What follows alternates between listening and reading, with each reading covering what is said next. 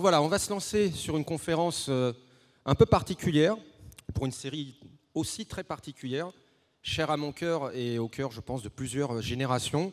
J'en profite avant de commencer à faire un petit coup de pub, si vous permettez. Alors voilà, je vous le montre, c'est le numéro de ce mois-ci. Pardon. Dans le magazine Animeland, il y a, pour le 30e anniversaire de Sailor Moon, donc magazine dont je fais partie, donc un dossier avec notamment le portrait de Naoko Takeuchi, la créatrice du manga, et qui a participé avec Toei Animation au dessin animé issu de ce manga, donc Sailor Moon, et plusieurs enquêtes autour, notamment autour du succès toujours actuel de la série, des perspectives d'avenir, le Sailor Moon Museum aussi, puisqu'on ne l'a pas encore en France, et je crois qu'il serait temps qu'on l'ait, ça serait bien, voilà. On va avertir Naoko et ses équipes, je plaisante pas, si on était coincés avec les histoires de Covid et tout ça, ça commence à se décanter, mais je pense que ça serait une très bonne idée. Donc c'est très vaste, Sailor Moon, j'en ai fait une il n'y a pas très longtemps sur Senseiya, on pourrait en parler des heures, donc je vais devoir faire quelque chose de transversal. Ça ne va pas être forcément que sur l'œuvre elle-même, mais un petit peu aussi autour. Il y a tellement à dire sur Sailor Moon, vous ne m'en voudrez pas, il faudrait des jours entiers, je plaisante à peine. Donc je vais me lancer, sans plus tarder, et on va commencer par le commencement, c'est-à-dire revenir. On va parler un peu du manga, on va parler aussi du dessin animé, des différentes exploitations, voilà, et autour de ce dessin animé qui a fini, on peut le dire, par faire le tour du monde. Alors, il faut savoir que pour donc cette conférence, je remercie aussi Jennifer Eon qui m'a grandement aidé. D'ailleurs, on pourra passer aussi quelques images derrière pour des fois étayer le propos. Alors, Sailor Moon, évidemment, bon, je ne vais pas vous faire tout le résumé de l'histoire d'une collégienne de 14 ans, Usagi Tsukino, qui est souvent en retard, tête en l'air, qui sauve une chatte maltraitée par des voyous. Elle est nommée Luna, elle porte une cicatrice en forme de croissant de lune sur le front, et Luna offre à Usagi une broche magique qui lui permet de se transformer en Sailor Moon. Mais à la différence d'autres Magical Girl, et ce serait quand même vite résumé Sailor Moon à dire que ce n'est qu'un genre Magical Girl, c'est qu'elle a aussi d'autres acolytes, puisque sur d'autres séries, œuvres comme Gigi, Crémy, merveilleuse Crémy, vous pouvez voir derrière le logo du 30e anniversaire, voilà, officiel, et d'autres de ses copines, elles étaient souvent en solo, avec des pouvoirs plus ou moins différents. Là, c'est plus une équipe, mais on peut dire aussi, et une équipe de super-héroïnes avec des pouvoirs surnaturels qui n'est pas que ceux de Usagi.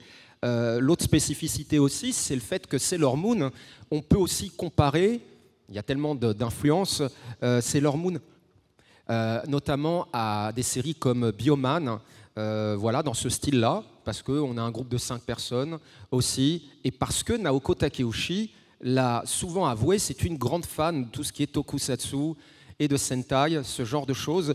Elle a aussi beaucoup aimé des œuvres de Leiji Matsumoto, le créateur d'Albator, de Galaxy Express 999 notamment, et elle a encore bien d'autres références. Donc Sailor Moon, c'est aussi un ensemble de tout ça. D'autres vont me dire, ouais, mais il y a quand même quelque chose de Senseiya dans Sailor Moon. C'est pas complètement faux non plus. Et d'ailleurs, voilà, on retrouve là aussi quelques petites similitudes. Mais encore une fois, Sailor Moon a son aura à elle-même, avec ses qualités propres, etc. J'y reviendrai donc dans un deuxième temps. Là, vous avez pu voir le logo. Hein. Il est chouette, non? Qu'est-ce que vous en pensez? Incroyable. Voilà, on est d'accord. On va regarder une autre icono, si vous voulez bien. Et puis, on va se mettre une petite séquence rétro, ça vous dit? Ok, je me tais.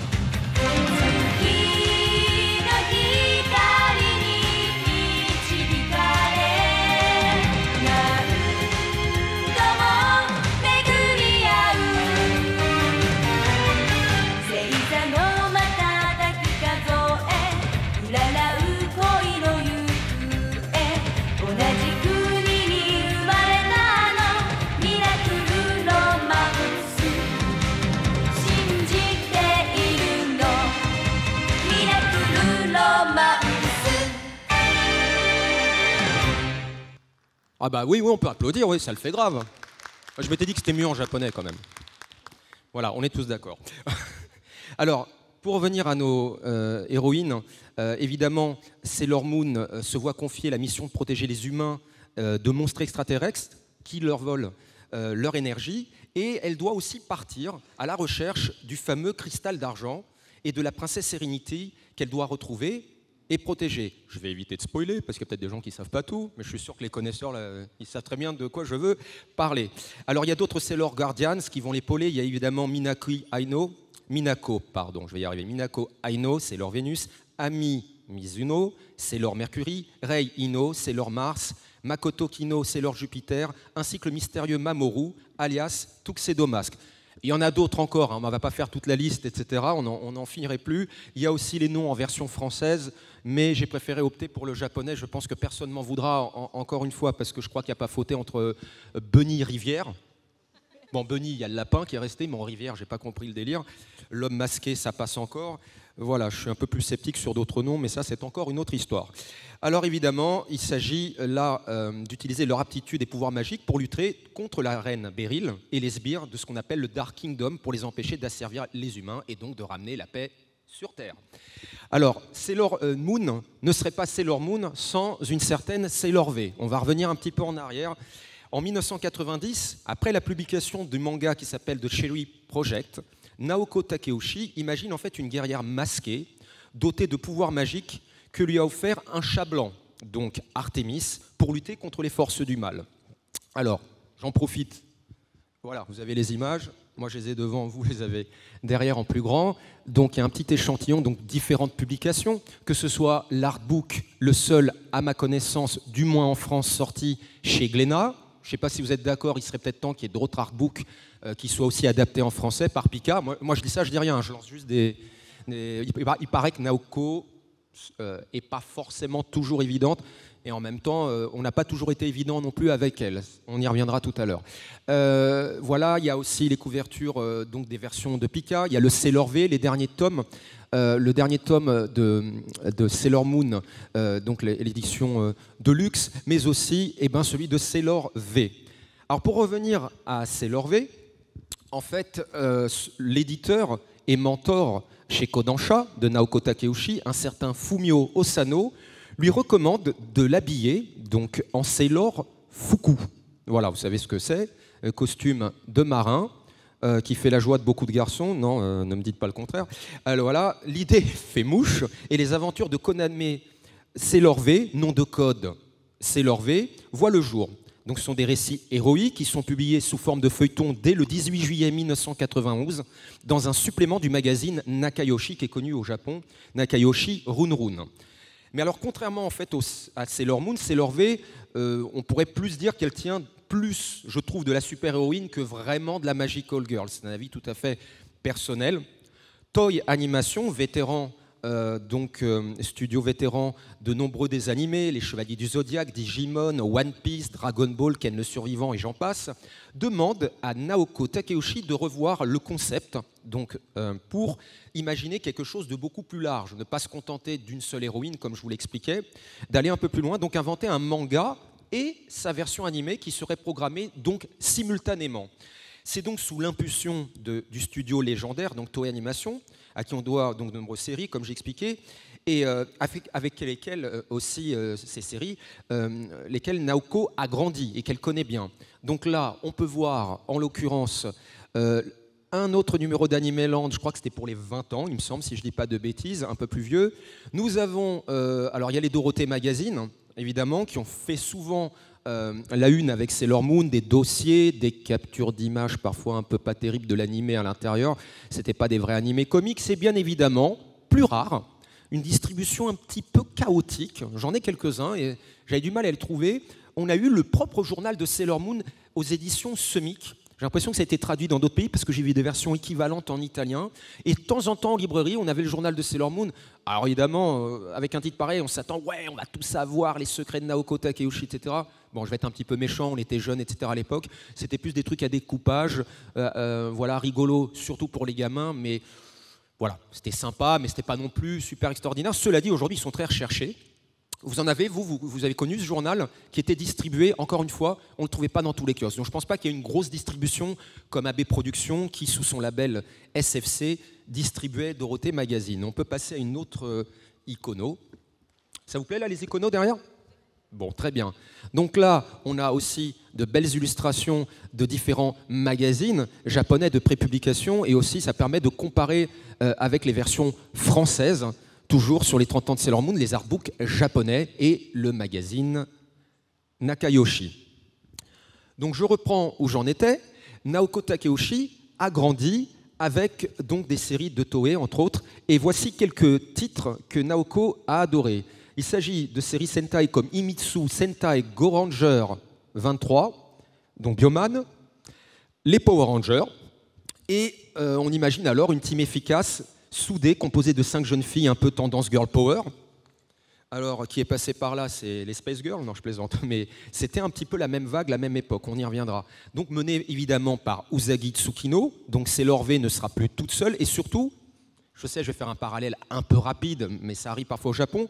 J'ai envie de dire qu'un peu comme dans Goldorak, où Actarus est le héros principal, avec Alcor qui se retrouve en termes de valet, alors qu'il était lui-même le héros de sa propre série auparavant dans Mazinger Z, je fais une comparaison facile, c'est un petit peu la même chose qui est arrivé à Sailor V, qui s'est retrouvé au chômage technique, c'est une blague bien sûr, et qui se retrouve un peu plus relégué au second rôle dans la série Sailor Moon. Mais elle est quand même importante avec toutes les autres coéquipières. Donc elles forment toutes les Sailor Guardians et ça va être donc un très grand succès. D'abord effectivement Sailor V, puis Sailor Moon avec une parution qui a lieu donc d'abord en manga et avant le manga il y a toujours des tests, comme je disais, de publication dans des magazines. On parlait tout à l'heure de Nakayoshi, donc c'est ce magazine mensuel durant l'un des mois de l'année de 92 où en fait les ventes de revues sont plutôt optimales et c'est là qu'ils vont mettre en place, stratégie oblige, en parallèle aussi la production du dessin animé Sailor Moon qui débute parallèlement à la publication du premier chapitre du manga et bien avant qu'il soit édité dans Nakayoshi. Donc le premier épisode de Sailor Moon est diffusé le 7 mars 1992 sur la chaîne TV Asahi. Parce qu'effectivement, Toei est producteur, mais je ne vous apprends rien en disant que ce soit pour les Cités d'Or ou d'autres séries, on a besoin de sponsors, de partenaires, donc ils investissent aussi de l'argent. TV Asahi est présent, et évidemment, Bandai et d'autres fabricants de jouets viennent toujours, ça apporte des données supplémentaires et ça permet déjà d'imaginer des poupées et d'autres produits dérivés pour rentabiliser tout ça, parce que créer un dessin animé, ça coûte très cher et il faut pouvoir l'amortir. Alors au départ, la licence devait faire seulement une saison, il faut le savoir, 13 chapitres et une quarantaine d'épisodes en animation pour Sailor Moon. Au départ, c'était que ça. On n'imaginait pas que ça allait beaucoup plus loin.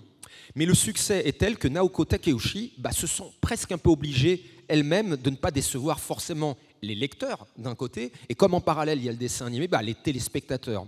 Donc on conçoit, et Toei en est forcément ravi et se frotte les mains, beaucoup plus d'épisodes. Les chapitres du manga Sailor Moon, qui sont nommés actes, vont être réunis ensuite en 18 Tangobon, pardon si je ne prononce pas très bien, de février 92 à 95. Chaque chapitre paraît d'abord au format qu'on appelle à suite, feuilletonnant, qui donne envie à chaque fois de « je veux voir la suite, dans le Nakayoshi. Je reprends au niveau des images.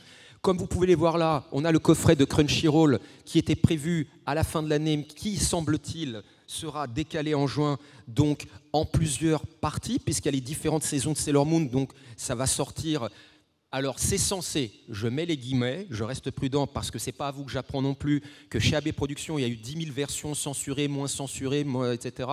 Et que là, normalement, on devrait avoir la version... C'est pour ça que je ne m'avance pas trop, la plus complète. Je dis bien la plus complète. Je prends les pincettes. Normalement, là aussi, je prends les pincettes. Il me semble que ça a été remasterisé parce que, histoire de changer des éditions précédentes. Vous avez le single de Bernard Minet. Alors, pour Sailor Moon, 2 cas de figure. Il n'y a pas eu ce qu'on appelle à l'époque le 45 tours en disque, mais il y avait l'ère du single qui était déjà avancé.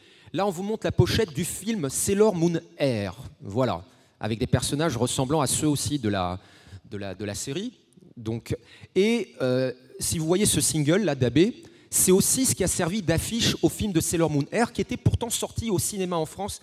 J'y reviendrai si on a le temps un petit peu plus tard.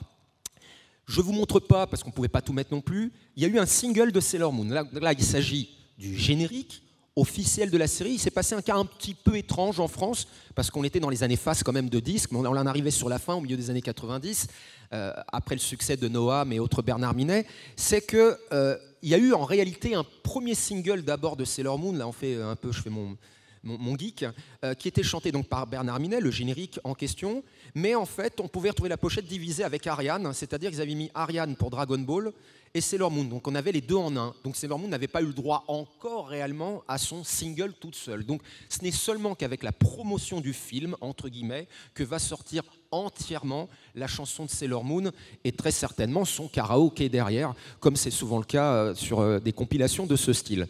On peut voir aussi différents coffrets sortis chez Kazé. Il y a eu aussi des manga power avant en VHS, manga power, manga truc muche, etc. Pour la faire courte, on a eu plein de labels, mais en fait souvent c'était des labels déguisés de AB ou distribution TF1 avec des noms différents. C'était en gros à peu près la même boîte ou de production-distribution. Et donc là on a voilà, un beau florilège.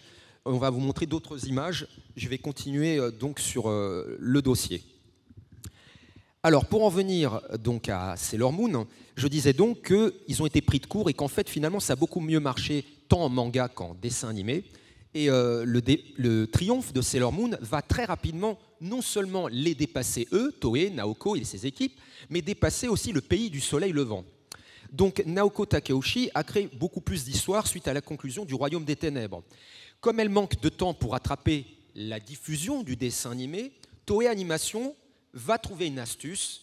On fait souvent ça dans les dessins animés un peu à rallonge, ça a été le cas avec Asgard pour les Chevaliers du Zodiaque ou d'autres exemples de ce style, c'est d'essayer de faire en sorte que le manga ne dépasse pas le dessin animé, l'inverse, que tout ça synchronise. Donc il faut trouver des astuces. Et ces astuces, ça va être des personnages supplémentaires, des histoires et des arcs de ce que j'appelle remplissage, pour ne pas dire vulgairement bouche-trou, qui ne figurent donc pas dans le manga éponyme.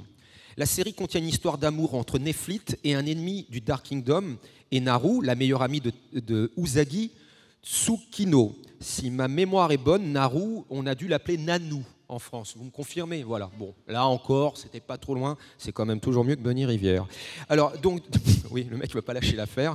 Durant 13 épisodes, Sailor Moon et ses amis luttent également contre un duo d'extraterrestres, Ai. Oui, ça aurait pu être Ai, Persil, non, je plaisante. Ai et Anne dans Sailor Moon Air, qui sont absents du manga. Ils s'abreuvent d'énergie vitale qu'ils ont capturée chez les humains. Ils filtrent cette énergie grâce au géant Makaju, si vous préférez l'arbre du diable. Dans les 2 premiers arcs du manga, Sailor Mercure, Vénus, Mars, Jupiter se transforment avec une petite baguette magique. Cette baguette disparaît au fur et à mesure, petit à petit, du récit. Dans le 3e arc de Sailor Moon, elles utilisent alors les cristaux des planètes dans le récit de Dead Moon.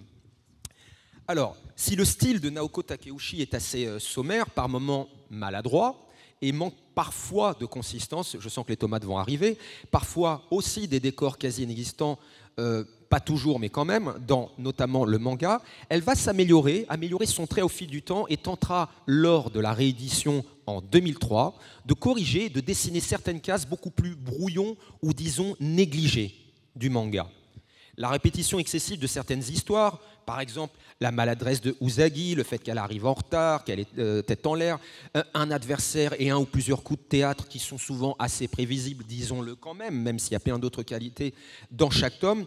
Et les combats nous font dire que le manga aurait même pu être finalement plus court, quelque part, puisque ça se répète pas mal. En même temps, pour la défense d'autres œuvres, on peut dire qu'aussi dans Dragon Ball Z et Saint Seiya, ça se répète aussi beaucoup. Donc voilà, comparons ce qui est comparable. L'histoire, elle est simple, mais elle n'est pas non plus simpliste dans Sailor Moon, mais surtout, elle est rudement efficace. Donc Sailor Moon reste un classique de ce qu'on appelle le shoujo manga, agréable, riche en émotions, avec de l'humour, de l'action, un rythme assez soutenu. Mais en fait, si on compare l'animé au manga, je n'aurai pas le temps de rentrer dans tous les détails, il y en a énormément, des différences aussi, mais on va dire que globalement, c'est quand même, dans le manga, beaucoup plus sombre et plus sérieux. En même temps, les auteurs en bande dessinée sont quand même beaucoup plus libres, parce qu'ils n'ont pas 3000 personnes derrière, ils ont un mentor, ils ont un éditeur, mais on est quand même plus libre en BD qu'en dessin animé, parce qu'en dessin animé, on fait des choses plus aseptisées, en général, pour un public enfantin. Donc, c'est beaucoup plus sombre dans le manga. Il y a des morts davantage. Alors, il y en a un petit peu dans l'animé, mais les choses sont davantage suggérées. Il y a des sacrifices, des personnages transpercés en plein cœur, parfois de manière brutale. Même des fois, ça surprend, on se dit « Waouh ! Ah ouais, on est loin de Gigi et Crémy, effectivement. Donc, c'est en cela que Sailor Moon est quand même bien différente. Oui, pardon. Non, mais vous pouvez intervenir, hein, si vous souhaitez. Je peux vous passer le micro. Bon, ou à la fin, si vous voulez. Voilà, on passera le micro. Donc, voilà, hein, on est là, c'est en famille. Hein. Alors, pour revenir à tout ça, il y a aussi Sailor Moon Crystal, qui respecte bien plus fidèlement donc, le manga d'origine. Mais quoique, c'est ça qui a été aussi très compliqué pour Sailor Moon Crystal, parce qu'en fait, disons que pour la faire courte, pour ne pas trop rentrer dans les histoires de sous-sous, de droit, tout ça, c'est un peu chiant, Naoko, pendant des années, donc elle a repris la main sur Sailor Moon, et elle a créé sa propre société pour mieux canaliser tout ce qu'il y a autour de Sailor Moon, pour mieux gérer les droits, et il y a eu un petit conflit entre guillemets parce que Sailor Moon Crystal, Toei Animation n'avait pas la même vision. Elle voulait se rapprocher davantage du manga d'origine. Eux, ils voyaient les choses autrement. Comme je vous disais, la télé, ils veulent toujours faire des choses un peu plus aseptisées. Donc, en gros, ça a traîné longtemps parce qu'il a fallu trouver les compromis entre ce que voulait Naoko, ce que voulait Toei. Donc certains vont dire que la série d'origine est beaucoup plus dynamique, plus colorée, plus intéressante. D'autres vont dire que justement la deuxième est plus proche du manga, que c'est mieux, mais d'autres vont dire que c'est plus froid. C'est compliqué. On va dire aussi que tout dépend quelle a été la Madeleine de Proust de chacun. Si des gens ont commencé par la lecture du manga, forcément, peut-être qu'ils vont aimer plus Crystal. Si d'autres ont commencé par l'animé avant référence du manga, peut-être que leur affect va se trouver ailleurs. De toute façon, on ne peut pas concilier tout le monde, et j'ai envie de dire en résumé que c'est quand même déjà bien qu'il y ait eu quand même Sailor Moon Crystal en plus. Il aurait pu aussi ne rien avoir. Donc il y a aussi des épisodes inutiles, de remplissage aussi, de Toei Animation. Là encore, une fois, n'est pas coutume. Donc Sailor Moon, c'est devenu une licence au succès mondial qui a dépoussiéré le style shoujo manga. Le public mixte s'en souvient parce qu'il n'y a pas que les filles qui aiment Sailor Moon. Hein, les gars, vous aimez bien Sailor Moon aussi, on assume.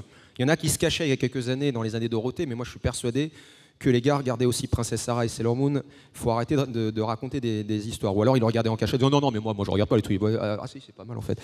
Voilà, donc la lecture de Sailor Moon est accessible à tous, et même à ceux qui connaissent finalement pas très grand-chose à cet univers, parce que c'est très riche et très varié. Alors, quelques images encore. Donc là, qu'est-ce qu'on peut voir? Le jeu vidéo de Bandai, voilà, donc, qui était sorti en France sur Super Nintendo. Il y a aussi des autres jeux. Oui? Tu l'as? C'est très bien. Et je suis sûr qu'ici, il y a plein de gens qui ont aussi d'autres produits dérivés de Sailor Moon. Hein. Si vous en avez là, vous n'hésitez pas à montrer. Hein. Moi, je suis toujours curieux de voir. Je crois que je l'ai eu à un moment. Je ne sais plus ce que j'en ai fait. Je ne sais plus. Ou mon chat l'a bouffé, je ne sais plus. Ensuite, en dessous, là aussi, on voit...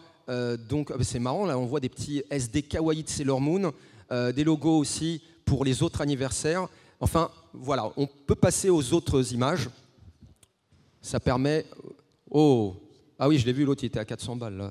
Là. Oui, le fameux château qui maintenant est assez recherché chez Bandai, le Monopoly Sailor Moon, et puis d'autres produits dérivés, et le fameux album Panini que j'ai longtemps eu. Voilà, j'avoue, et puis plein d'autres choses. Donc je reviens à Sailor Moon et aux annexes. Alors évidemment, on ne peut pas parler du manga sans parler du dessin animé qui a été diffusé au Club Dorothée dans les années 90 sur TF1. Alors, on va essayer d'y revenir. Le dessin animé a connu ce qu'on appelle les affres de la censure. Je vais essayer de lancer sur un sujet qui est un petit peu houleux, mais il va falloir dire les choses franchement et sans langue de bois. Je pense qu'aujourd'hui, on peut les dire un peu plus simplement qu'à une certaine époque, on ne peut pas parler d'homosexualité, de transgenre, etc. Et j'exagère à peine. En France, donc, le dernier tome de Sailor Moon, le volume 10 Eternal d'édition, est sorti depuis cet été. Il me semble que c'était le 15 juin 2022. Tandis que le second tome, Eternal édition de Sailor V, est publié depuis le 21 septembre 2022. Alors, le 4 décembre 1993, pendant les vacances de Noël du Club Dorothée, c'est là qu'on découvre ce merveilleux dessin animé, un joli cadeau du Père Noël. En fait, pas totalement. Les 4 premières saisons sont diffusées de Sailor Moon, donc au Club Dorothée, mais la 4e est proposée en dents de scie vers 96-97. Les 17 derniers épisodes sur les 200 ne sont même pas programmés et sortiront directement en vidéo par la suite. Ça fait en fait un moment, pour dire les choses comme on doit les dire, que le CSA veut la peau du Club Dorothée pour le côté violent de l'animé de l'émission et aussi celui de Dragon Ball Z qui est encore diffusé. Donc en fait, Dragon Ball Z va subir le même sort que Sailor Moon, et en gros, on ne va pas voir les épisodes de la fin et de Dragon Ball Z, ce qui est invraisemblable alors que ça cartonne. Sailor Moon marche quand même pas mal aussi, et Sailor Moon va subir aussi le même sort. Avec la fin d'émission en septembre 1997, donc l'émission culte Le Club Dorothée, animée par l'animatrice phare des enfants Dorothée, les adeptes de Sailor Moon ne connaissent pas la 5e saison, du moins à ce moment-là, Sailor Stars. Elle ne sera doublée que le 18 ans plus tard, rien que ça, avec d'autres comédiens. Il faut savoir qu'il y a la VF de la Sophie, donc de Sailor Moon, comme directeur de plateau, un certain Philippe Auguste. Philippe Auguste est la voix de Ken dans Ken le Survivant, Musclor était, puisqu'il n'est plus de ce monde, de Bobby dans Dallas, et notamment de, tenez-vous bien, ça va peut-être vous faire sourire, Sailor Uranus, oui, vous avez bien entendu, Tuxedo Kamen et Endymion. Je vais y revenir. Et donc de l'homme masqué. Vous allez dire, mais qu'est-ce qu'il raconte? Je vais préciser ma pensée dans un instant. Et donc Philippe Auguste, paix à son âme, a pris un peu ça à la légère. Après avoir doublé des dessins animés comme Gugu Ganmo, on ne sait pas ce qui lui est passé par la tête. En fait, il y a des moments, il faut le dire, autant les comédiennes s'investissent et elles sont douées, autant le doublage et l'adaptation française par moment de Sailor Moon, avouons-le, est désastreux. Déjà, les comédiennes sont très peu nombreuses à doubler les personnages. Parfois, vous allez vous retrouver avec Sailor Mercury ou Nanou qui a la même voix et plein d'autres rôles secondaires. Il y a des petits clins d'œil amusants. Il y a Marc Lesser qui reprend le rôle de Marc, justement, c'est son même prénom, Marc le binoclard dans Sailor Moon, et qui va doubler d'autres personnages aussi de la série. Alors, adaptation hasardeuse, je vais vous citer quelques exemples. Je ne les ferai pas tous parce que là, on va croire que je m'acharne contre AB.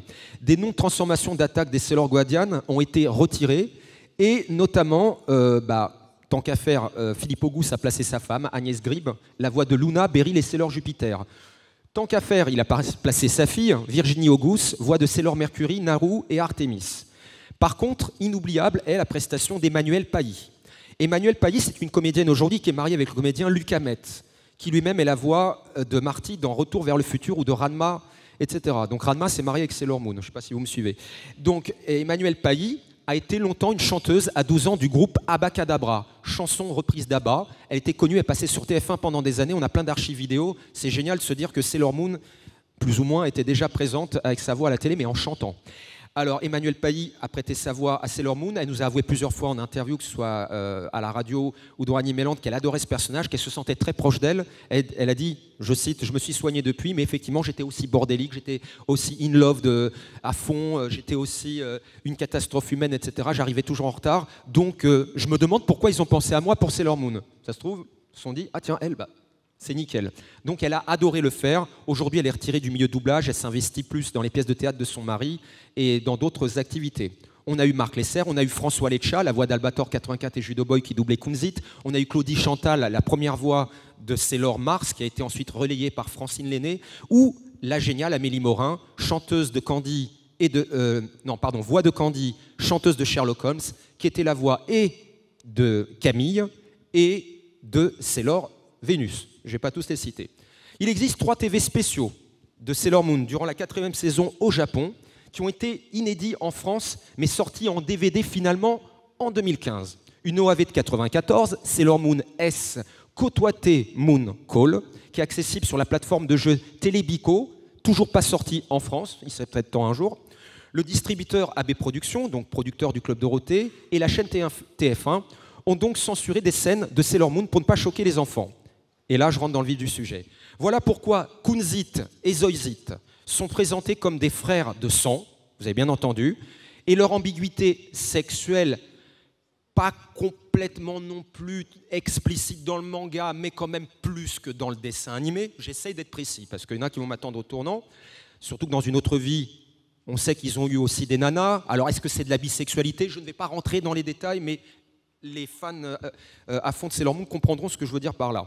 Donc, pour en revenir à ces personnages, Kunzit et Zoïzit, quand on voit effectivement Clin rougit, etc., qu'il y a des choses, j'ai limite le cœur qui bat et tout, on a bien compris qu'on était plus proche d'une relation homosexuelle que d'une relation fraternelle. Je ne sais pas si vous êtes d'accord, à mon avis, ça transpirait. Mais bon, nous étions censés être des enfants, des ados, donc voilà, public jeune. Alors, autre exemple assez étrange, c'est ce qu'on appelle l'androgynie qui devient du grand n'importe quoi. Je m'explique. Haruka, donc, a une voix d'homme. Alors, je vais essayer moi-même m'y retrouver, hein. Non, mais c'est pas évident. Haruka donc a une voix d'homme normalement quand elle est en civil, car le but est de faire croire en version française, donc qu'elle en est bien un.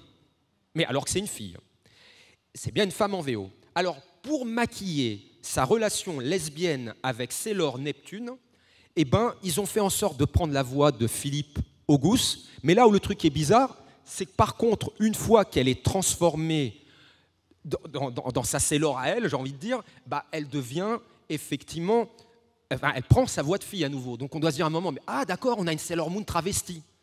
Donc c'est plus compliqué que ça. Donc en France, au lieu de laisser libre cours à une relation lesbienne totalement consentie, claire, nette, épaissie, ils nous ont compliqué encore plus le truc. On ne sait plus si c'est une meuf, si c'est un transsexuel, si c'est... on ne sait plus. C'est du grand n'importe quoi. Et en fait, ils nous ont embrouillé encore plus. Donc elle retrouve sa voix de fille, comme je disais, quand elle est transformée en Sailor Uranus. Mais ce qui rend cette censure encore plus débile et encore plus compliquée, c'est aussi le choix. Pour compliquer la chose, en plus, on lui donne le nom de Frédéric. C'est génial, un nom ambigu. Cyril, Claude, Frédéric, ce sont des noms androgynes. Ça peut être aussi bien pour une fille ou garçon. Comme ça permet encore de se perdre davantage. C'est merveilleux. Alors, effectivement, ce n'est pas un hasard, je pense, dans le choix. Mais alors, la censure est telle... Vous êtes prêts? Petite anecdote. Vous voulez encore 2-3 petites anecdotes du genre? Alors, la censure est telle qu'aux États-Unis, écoutez bien, Uranus et Neptune deviennent même cousines. Je vous jure que c'est vrai. J'ai halluciné. Mais ça, c'est la version américaine. Chacun sa merde, j'ai envie de dire. Donc voilà, elles sont cousines. Donc elles sont cousines, elles se galochent, mais c'est normal, tout va bien. Non, mais c'est une façon de parler. Non, mais je sais pas, moi j'essaie de comprendre. Sans oublier Fish Eyes, qui est une femme en version française, alors que c'est un homme en version originale. Bref. J'en ai d'autres encore, mais j'en garde sous le manteau. Succès oblige, Sailor Moon va être diffusé de manière quasi interrompue jusqu'en 2002 sur la chaîne Télé Monte Carlo, AB Cartoons, et tant d'autres, donc TMC, RTL9, Fox Kids, Club RTL. Le générique français, je suis désolé, je le pense. J'aime beaucoup Bernard sur certains génériques, mais sur Sailor Moon, moi je trouve que c'est désastreux. Petite fille perdue au milieu de l'orage, remplie de courage. Waouh, génial, on n'a jamais fait aussi fort. Bref, alors chanteur vedette du Club Dorothée, des musclés. Je trouve que là-dessus, c'est grave abusé. Mais on ne va pas s'éterniser là-dessus. Rien ne vaut Moonlight Densetsu, on est tous d'accord. À la surprise générale, le 8 mai 1996, AB Distribution, label cinéma d'AB, sort au cinéma Sailor Moon Air, le film, La Fleur Maléfique, dans l'espoir de renouer avec le triomphe du premier film de Dragon Ball Z, qui, lui, a cartonné, qu'ils avaient proposé avant. Mais manque de bol pour Sailor Moon, ils se sont dit, c'est génial, ça a marché pour Dragon Ball, donc forcément, ça va marcher pour Sailor Moon.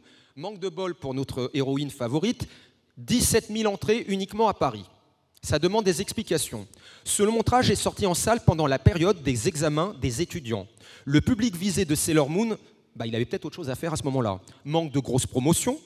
Et en plus, ils l'ont mis à la dernière minute à l'arrache. Parce qu'en fait, ils y croyaient moyennement. Ils se sont décidés à la dernière minute. Donc quand tu ne communiques pas 6 mois, 1 an en amont, forcément, et encore c'est un minimum, tu n'obtiens pas non plus des miracles. Et les étudiants qui étudient, bref, c'est un ensemble de choses qui n'ont pas aidé le film de Sailor Moon. Donc, à plusieurs reprises, la chanson qu'on entend en japonais dans le combat final, dans le film, elle a été supprimée. Bon, pardon. Voilà, non mais je le dis, voilà, et c'est chiant. AB Disc n'a édité jusque-là le single que vous avez vu, et, truc étonnant, on se retrouve à un moment, je dis, alors ils ont voulu faire un délire chez AB, c'est « Nous, on va vous révéler qui est le vrai homme masqué ». Alors là, je pense que tout le monde avait compris qui était vraiment l'homme masqué, mais comme on s'est dit que les enfants sont un peu bébêtes, ils ne savent pas, là, ils nous ont présenté un personnage brun, merveilleux et tout. Alors, les femmes, elles vont être folles. Et derrière le masque, on se dit, c'est pas Zorro? C'était pas encore le Covid? C'est qui? Non. C'était Bernard Minet lui-même. Donc, on se retrouve, à la place des chansons japonaises, avec la chanson de Sailor Moon matraquée en promotion, à la fin ou au début du film, j'avoue, je me souviens plus trop, je crois que c'était à la fin, avec un Bernard Minet déguisé en tuxedo Kamen. Bon, voilà, c'était pour l'anecdote. Je ne sais pas si certains s'en souviennent encore. Alors les passionnés pour Sailor Moon vont pouvoir se rabattre quand même sur une avalanche de produits dérivés à l'époque. Il y en a eu beaucoup depuis, mais via le Japon pour la France. Mais à l'époque, on n'avait pas tout du Japon qui se concentrait sur son marché intérieur. Donc les Dorothée Magazine, des mangas, vous avez vu, le jeu sur Nintendo, on vous a présenté quelques images. D'ailleurs, vous pouvez en voir là encore d'autres goodies. Très bien là, cheveux roses. Voilà, Black Lady et Tutti Quanti. On continue avec d'autres images. Très bien. Donc depuis, évidemment, depuis plusieurs années avec le revival, t-shirt, porte-clés, tasses, agenda, cahiers. Merci à Abystyle, merci à Tamashii, on a rattrapé le manque. Cela dit, soyons pas trop mauvaise langue parce que Bandai nous avait sorti quand même pas mal de figurines du temps du Club Dorothée et pas mal de choses en l'occurrence. Ici, là, on peut voir pas mal de goodies. Effectivement, Sailor Moon. Et là, je vois quoi? Ah oui, il y a un truc sur la contraception, là, qu'est-ce que c'est? Non, non, c'est les lingettes, c'est ça? Des serviettes hygiéniques Sailor Moon, non, voulez-vous, voilà, et bientôt des préservatifs. Il y a des enfants. Bon, je suis obligé de me calmer. Non, mais c'est pas une blague, on n'a pas dit ce que c'était précisément, c'est des choses pour les filles, voilà. Ça existe sur Sailor Moon aussi, voilà, je tenais à le préciser. Donc Sailor Moon est vite devenu, et d'ailleurs vous avez remarqué dans les boutiques comme Manga Story à Paris, ou parfois à des salons, divers et variants, dont Japan Expo, pour ne pas le citer, de temps en temps, il y a des tombolas, il y a des anniversaires avec des goodies, des lots à gagner, etc., autour de Sailor Moon. Sailor Moon est vite devenue donc une franchise, une des plus connues au monde. Vous êtes prêts? Là, par contre, je vais faire des maths. C'est chiant, les maths, mais on va y aller quand même. Recette de 13 milliards de dollars dans la planète entière. Baguettes, poupées, animés comics, eau de toilette, vêtements. Vente annuelle, près de 200 millions de yens. Fin mars 95, à la fin de l'année fiscale, tenez-vous bien, le sponsor Bandai vend tant de goodies que lui-même ne suit plus ses propres résultats. Vous voyez le délire? Depuis ont été créés des dramas, mais aussi en 2012 une série live-action pour les 10 ans de la série, 30 comédies musicales, des collaborations avec les marques de vêtements Uniqlo, Berca, vous en trouvez maintenant en France, c'est quand même agréable de se dire qu'on peut se saper façon Sailor Moon, et des autres Vans, l'attraction Pretty Guardian Sailor Moon, le fameux musée, voilà des photos du musée actuellement au Japon, ça serait bien que ça fasse le tour de l'Europe, hein, pas vrai ? Ça serait même, voilà, s'il pouvait se télétransporter comme le château ambulant, moi je serais content, voilà. Non, je sais que j'en demande beaucoup, mais ça viendra peut-être. Alors, voilà, il y a cette attraction, le Moon Palace Chapter d'Universal Studios, pour la Cool Japan, qui a fait son comeback en version améliorée en 2019. On parle aussi du Sailor Moon Store, la boutique officielle du Japon de la licence Sailor Moon. Les Sailor Moon Coffees, vous entendez bien ? Non, mais il n'y a pas que le Starbucks, hein, et les Américains, ça va, on a le droit de faire du café Sailor Moon, et pourquoi pas.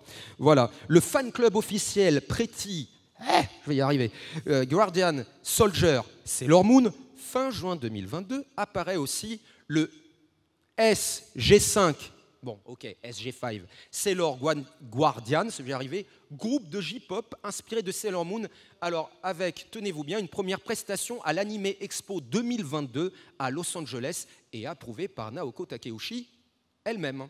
Le Sailor Moon Museum depuis le 1er juillet jusqu'au 30 décembre 2022 au Japon, et peut-être quelque chose que vous savez ou pas, nous avons eu aussi des patineuses. Vous voyez de qui je veux parler? Bon, je sais que c'est tendu avec la Russie en ce moment, mais bon, ça n'a rien à voir avec Poutine, c'est Evgenia Medvedeva. Donc, il y a un spectacle sur glace Sailor Moon Prism Ice avec la championne, donc Evgenia, j'ai du mal, pardon, c'est compliqué, Medvedeva, qui avait fait sur la musique le thème principal de Usagi Tsukino sur glace, elle s'était costumée, costume marin, sauf qu'elle était restée brune. Là, elle va jouer le jeu jusqu'au bout, elle a déjà fait des répétitions dans des conférences de presse au Japon, ça se passera à Tokyo en juin prochain. J'espère que ça fera une tournée dans le monde, qui sait. Et elle va donc patiner. Elle adore Yuri Rai, c'est une fan de manga, c'est une fan de Ghibli aussi. Et surtout, elle a eu la chance de rencontrer, comme vous pouvez le voir, Naoko Takeuchi, qui lui a fait un dessin, et nous, n'est-ce pas? Donc c'était légitime, Naoko adore ce qu'elle fait. Et ce spectacle a été approuvé par Naoko Takeuchi. Il y a le Musical Festival. Il y a eu évidemment, et il y aura encore d'autres choses autour de Sailor Moon. Il y a le film aussi là, de Sailor Moon Crystal, donc, qui arrivera l'été prochain. Voilà, je continue sur ma dernière ligne droite. Ça va, vous tenez? Bon, tout va bien alors. Donc, voilà, le Sailor Moon Prism Ice est donc à ne pas louper. Et je tiens à dire que Evgenia Medvedeva a même été l'une des ambassadrices des Jeux Olympiques. Non, pardon, Sailor Moon, pardon, j'ai fait une petite erreur. C'est Sailor Moon qui a été ambassadrice des Jeux Olympiques d'été de Tokyo. Et, petite blagounette, mais ce n'est pas une blagounette, Sailor Moon est aussi la mascotte d'une campagne de prévention contre la syphilis. Non mais véridique. Non mais vraiment vrai en plus. Au début des années 2000, les droits du dessin animé, comme je disais, sont bloqués par Naoko Takeuchi. C'est pour ça que nous avons revu que Sailor Moon que depuis 2002, en fait, sur le club RTL, parce que pendant longtemps, on a dû dire, mais pourquoi c'est pas rediffusé? Pourquoi? Bah, parce que. Et la dernière diffusion en date depuis les séries des années 90 s'est faite donc très tardivement. Il y a eu ensuite les DVD chez Kazé à partir du 3 décembre 2015, donc c'est sûr que par rapport à 93 diffusion au Club Dorothée, ça nous ramène, il a fait un grand écart, le grand écart de Sailor Moon, sans mauvais jeu de mots. La dernière saison, Sailor Star, un souci de matériel pas livré, semble-t-il, je dis bien semble-t-il, par AB Group, qui aurait fait retarder, mais pas seulement, les soucis de droit aussi, Sailor Star, d'après la légende, à vérifier quand même. C'est pour ça qu'on l'a eu tardivement. En 2012, la série d'origine fête son 20e anniversaire. Toei annonce la production d'un remake, évidemment, Sailor Moon Crystal. 2 ans plus tard, donc, il est diffusé sur le net, directement en VOD avec des sous-titres dans plusieurs langues, dont le français. C'est l'occasion jamais pour Toei de proposer cette licence sous une nouvelle forme, avec tous les filers supprimés, un peu à la manière de Dragon Ball Z Kai, hein, vous voyez ce que je veux dire, pour faire une version plus tronçonnée, mais cette fois-ci dans le bon sens du terme. Voilà, et pour le marché forcément mondial. En 2015, Sailor Moon Crystal est néanmoins programmé à la télévision, 3 saisons, un film en 2 parties sur Netflix et l'arc final Sailor Cosmos qui est prévu en 2023. Donc aussi bien au Japon, mais aussi en France, notamment sur la chaîne câblée, avec un doublage français, la saison 3 n'ayant pas encore été doublée en France. Et bien sûr, avec un nouveau casting de doubleurs, parce qu'en fait, Sylvie Jacob est la deuxième voix de Sailor Moon. Emmanuel Pailly va partir du milieu du doublage, déjà pendant la première série de Sailor Moon.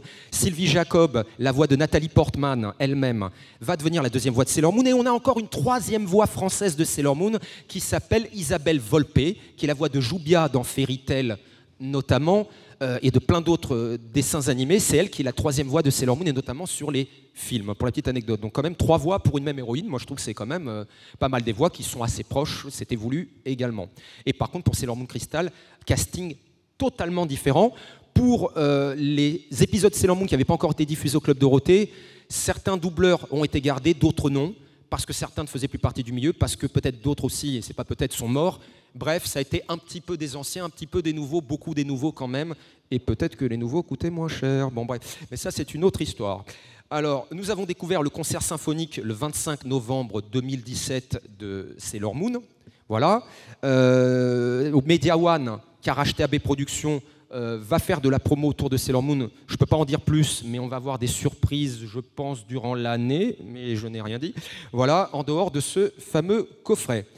Certains ont sans doute remarqué la référence à Sailor Moon avec 5 mecs costumés. Oui, je sais, ça n'a rien à voir. En Sailor Moon, dans le film français qui est sorti au cinéma le 13 avril 2022, la revanche des crevettes pailletées. Qui a vu, qui a grillé le clin d'œil ou pas? Bon, voilà, je vous le dis. Et il y a l'association française COSA, de Cause à Effet. On a pu redécouvrir le cosplay de Sho Sailor V le 17 juillet à nouveau sur la scène Ichigo de la Japan Expo. C'est plus amateur. C'est pas vraiment officiel par Naoko Takeuchi, ça serait bien que ça devienne officiel, c'était quand même pas trop mal, je trouvais qu'ils ne sont pas trop mal débrouillés. Donc, en gros, 30 ans plus tard, Sailor Moon s'est resté culte, c'est devenu un modèle dans le monde entier pour plusieurs générations de jeunes filles, pour certains mouvements féministes, n'ayons pas honte de le dire, peut-être même avant-gardistes sur la cause LGBT, c'est apprécié par des mangaka de la nouvelle génération qui ont puisé dans l'œuvre de Naoko Takeuchi. Donc Sailor Moon a influencé aussi plusieurs créatifs, mangaka, créateurs de dessins animés dans d'autres pays. Si je vous dis, je ne peux pas donner tous les exemples, ils sont méga nombreux, Pretty Cure, Magical Doremi, Tokyo Mew Mew, Winx Club, Witch, on n'est jamais très loin de Sailor Moon et tous les créateurs assument totalement le fait que Naoko Takeuchi est bien passé par là et Sailor Moon bien évidemment. Mais alors pourquoi le succès de Sailor Moon perdure-t-il encore? Naoko Takeuchi, elle a bouleversé donc tous les codes établis du shoujo manga, effectivement en insérant des combats, de la mythologie, de l'astrologie, les sélénites, c'est vachement intéressant, la mythologie grecque un petit peu aussi. Les filles se retrouvent en s'identifiant à chacune des personnalités variées des Sailors. On est quand même loin des stéréotypes du genre « sois belle et tais-toi ». Les combats rappellent un petit peu, comme je le disais, ceux de Yomad ou Senseiya. Mais surtout, ça va beaucoup plus loin que le concept habituel de la Magical Girl. On l'a dépoussiéré, on l'a renouvelé. Déjà, ça fonctionne avec des valeurs universelles. On retrouve, comme dans Holy Betom et Senseiya, l'amour, le sacrifice, la solidarité, le don de soi, des formules efficaces et universelles. On a aussi pour les Sailor Moon, pas juste tralala, j'ai une baguette magique et c'est cool et voilà, et puis je deviens adulte et tout le tralala. Non, pas comme avant. C'est beaucoup plus moderne. C'est pas juste je suis une sorcière, j'ai un balai, etc. Non, non, non, non, non. On a dépoussiéré tout ça et donc on leur donne plein d'autres gadgets. On leur donne aussi plein d'autres super pouvoirs. Là, on a quelques drôles de dames, j'ai envie de dire, des dames sympathiques. Les garçons n'ont pas été insensibles aux jupettes de ces filles, clairement. C'est ce qui a permis aussi, soyons pas hypocrites, de réunir et de ramener le public masculin. Elles sont jeunes quand même, hein, attention. Donc, voilà l'une des raisons, ça a émoustillé les garçons. Et surtout, un grand bravo à Naoko Takeuchi, parce que c'est une militante féministe dans un pays très conservateur et plutôt machiste comme le Japon. Naoko Takeuchi, elle a su se battre avec audace pour faire évoluer des mentalités.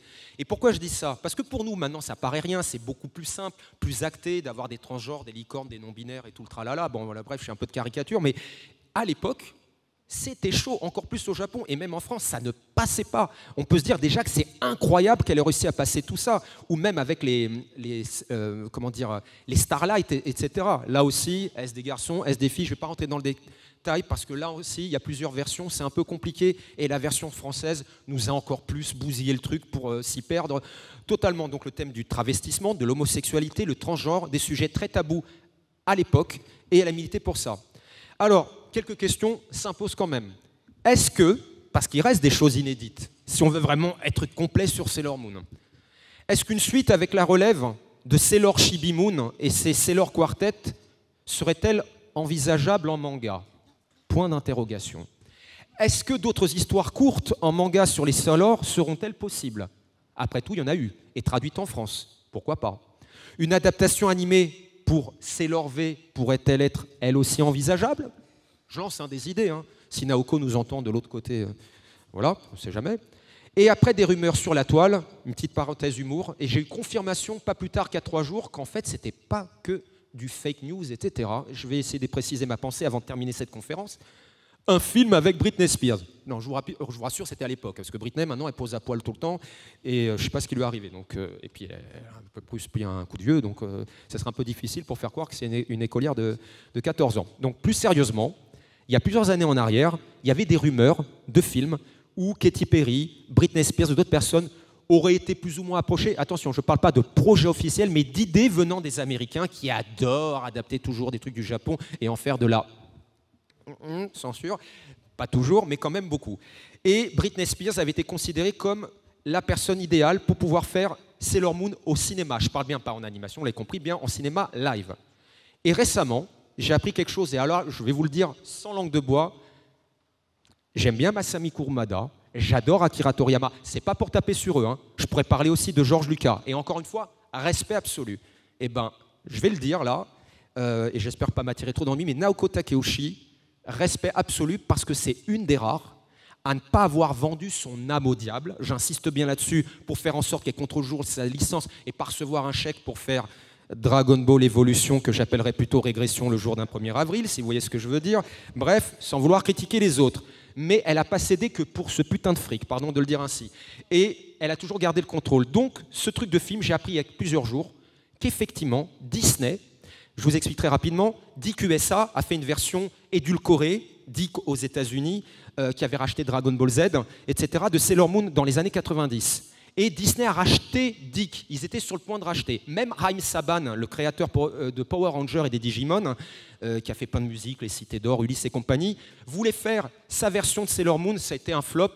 Vous imaginez une nana américaine en live, un peu à la Power Ranger, qui tout d'un coup, ça fait mi-live, mi-dessin animé. Mais au lieu d'avoir la qualité d'animation de Sailor Moon, on se retrouve avec un dessin animé pourrave qui ressemble à un semblant de Jamais les hologrammes. Enfin, je vous passe le délire. Donc le pilote n'a pas été plus loin. Donc ce que je veux dire, c'est que Naoko Takeuchi a donc été approché par Disney dans les années 90 pour l'adapter au cinéma parce qu'il voulait acheter le catalogue de Dick, et Naoko a dit non. De là à dire qu'aujourd'hui elle dirait non pour une adaptation de série pour Netflix comme ils en font, et des films, peut-être qu'elle changerait d'avis ou pas, peut-être que ses producteurs vont la forcer ou pas, mais la différence, c'est comme effectivement elle est plus dépendante de Toei, etc., et qu'elle a créé sa boîte à elle, donc Naoko le planning, si je ne dis pas de bêtises, et ben en fait, cette boîte, pour finir la conférence, Naoko Takeuchi, elle est mariée aussi avec le créateur de Hunter x Hunter et de Yu Yu Hakusho. Elle gère aussi les droits de son mari, donc elle contrôle tout. Et moi, je trouve qu'avoir tenu comme ça pendant des années, avec un succès mondial, je m'en fais pas pour son compte en banque quand même, c'est quand même du lourd. Et on peut applaudir Naoko Takeuchi de ne pas céder facilement à l'argent.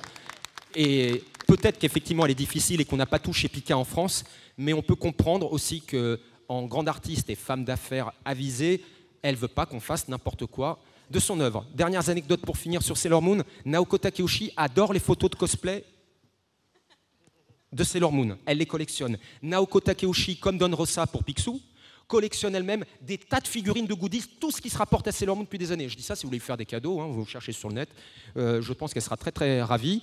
Donc c'est vous dire à quel point elle ne déconne pas avec la licence. C'est vraiment une grande passionnée. Donc voilà, je vous remercie. J'espère que cette conférence vous aura plu, que vous avez appris certaines choses. Je pourrais parler de Naoko Takeuchi des heures, mais un train m'attend. Je vous remercie et très bon salon.